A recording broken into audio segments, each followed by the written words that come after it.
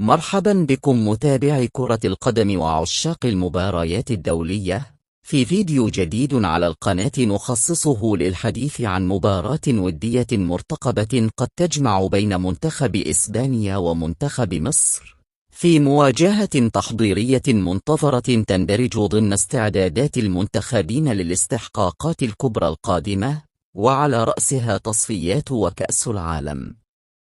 خلال الفترة الأخيرة انتشرت تقارير رياضية تتحدث عن احتمال كبير لإقامة مباراة ودية بين منتخب إسبانيا ومنتخب مصر ضمن نافذة التوقف الدولي القادمة،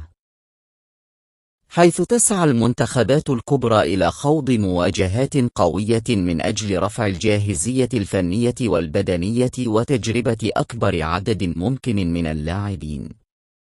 حتى هذه اللحظة لم يتم الإعلان رسميا عن موعد المباراة أو تثبيت تفاصيلها بشكل نهائي، لكن المعطيات المتداولة تشير إلى أن المباراة قد تلعب بنسبة كبيرة خلال فترة التوقف الدولي في شهر مارس، وهي الفترة التي يتبرمج فيها عادة المباريات الودية الدولية.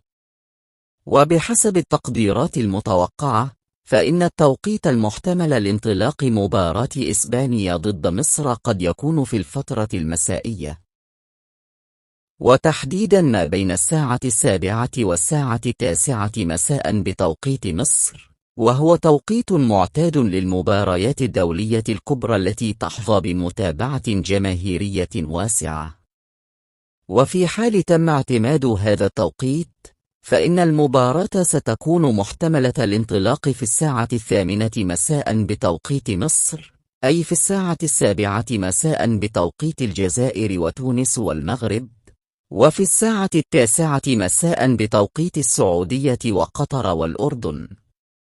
ويظل هذا التوقيت تقديريا فقط إلى غاية صدور الإعلان الرسمي من الاتحادين المعنيين أو من الاتحاد الدولي لكرة القدم. مواجهة محتملة بين منتخب إسبانيا ومنتخب مصر ستكون ذات طابع خاص، حيث تمنح المنتخب المصري فرصة الاحتكاك بواحد من أقوى المنتخبات الأوروبية، المعروف بأسلوبه القائم على الاستحواذ واللعب الجماعي، بينما يسعى المنتخب الإسباني بدوره لاختبار قدرته أمام منتخب إفريقي قوي يتميز بالسرعة والانضباط التكتيكي.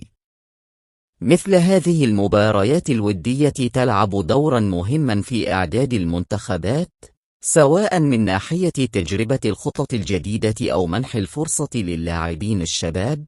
كما تساعد الأجهزة الفنية على تصحيح الأخطاء قبل الدخول في المنافسات الرسمية. وبالرغم من أن المباراة لم تحسم بشكل نهائي بعد، إلا أن احتمال إقامتها يبقى قائما وبنسبة كبيرة، خاصة مع رغبة الطرفين في خوض مباريات قوية خلال فترة التوقف الدولي.